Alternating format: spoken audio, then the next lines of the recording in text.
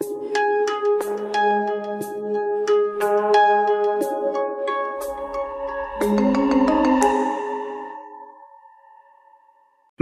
ज्योतिबा फूले वर्धंति संदर्भंगा चेराला गडियार समूह सेंटर लो ज्योतिबा फूले विग्रहानिकी पूलमालలు వేసి నివాళులు అర్పించిన ఎమ్మెల్యే మాలకొండయ్య ఈ సందర్భంగా ఎమ్మెల్యే మాట్లాడుతూ సమాజ సేవ విద్యలో నూతన మార్పులు మరియు అణగారిన వర్గాల కోసం చేసిన పోరాటం భారతదేశ చరిత్రలో చిరస్థాయిగా నిలుస్తాయని అన్నారు।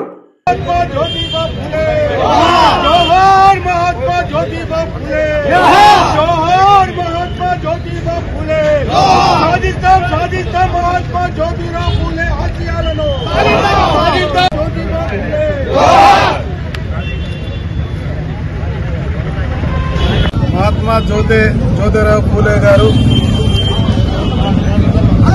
1827 ఏప్రిల్ 11న మహారాష్ట్రలోని పూణేలో జన్మించడం జరిగింది। అలాగే వీరి యొక్క మరణం 1890 నవంబర్ 28న ఈయన మరణించడం జరిగింది। దాదాపు 63 సంవత్సరాలే ఈయన బతకడం జరిగింది। అయితే ఈయన కాలం ముందు అనేక సంఘ సంస్కరణలు తీసుకురావడం జరిగింది। అలాగే భారతదేశంలోనే దీనికి గొప్ప సంఘ సంస్కరణవేత్తగా పేరు తెచ్చుకున్నారు। ఈయన భార్యను కూడా చదివించి ఆమెను కూడా ఒక టీచర్గా చేసి అనేక మంది మహిళల కోసం ఆయన కష్టపడటం జరిగింది। ఆమె కూడా దీంతో పాటు సేవ చేయడం జరిగింది।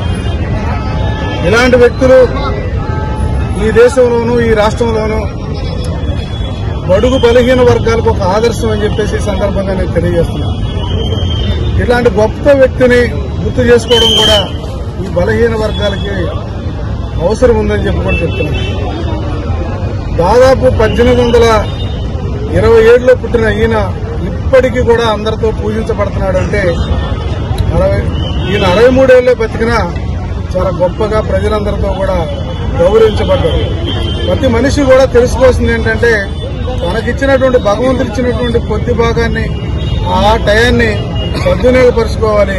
సమాజ సేవ కోసం పనిచేసినట్టుగా కానైతే ఖచ్చితంగా గుర్తింపు పొందుతారు।